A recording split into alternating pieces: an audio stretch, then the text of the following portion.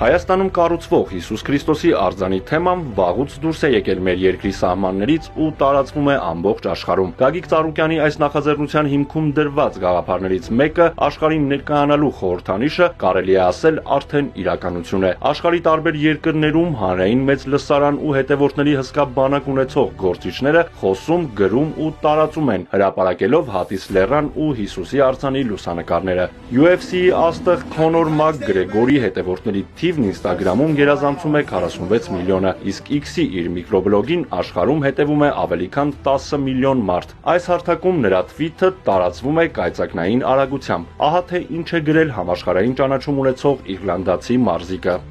Ես երազում եմ կառուցել Հիսուս Քրիստոսի ամենամեծ արձանն Իռլանդիայում։ Հսկայական հուշարձան, որը կխորհրդանշի մեր ազգի հավատը։ Հայաստանն այժմ կառուցում է Հիսուսի աշխարհում ամենամեծ արձանը, եւ այն հիանալի տեսք ունի։ Բրավո Հայաստան։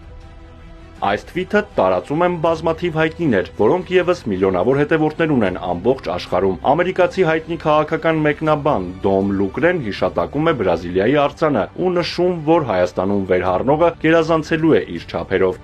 Բրիտանացի հայտնի ակտիվիստ, քրիստոնեության արժեքների քարոզիչ, X-ում մոտ 2 միլիոն հետևորդ ունեցող Թոմի Ռոբինսոնը եւս կիսվել է Մակգրեգորի թվիթով ու գրել, որ Հատիս Լեռան գագաթին բարձրանալու է ազգային ինքնության խորհրդանիշը։ Սոցցանցերում համաշխարհային աստղերն ու հասարակական գործիչները հիացական վերաբերմունքն արտահայտում են թեգելով Հայաստան անունը։ Թող Սուրբ Հոգին նորոգի ձեզ եւ հիշեցնի, որ դուք սիրված եք։ Քոնոր Մակգրեգորն այս տողերով է ավարտել գրառումը։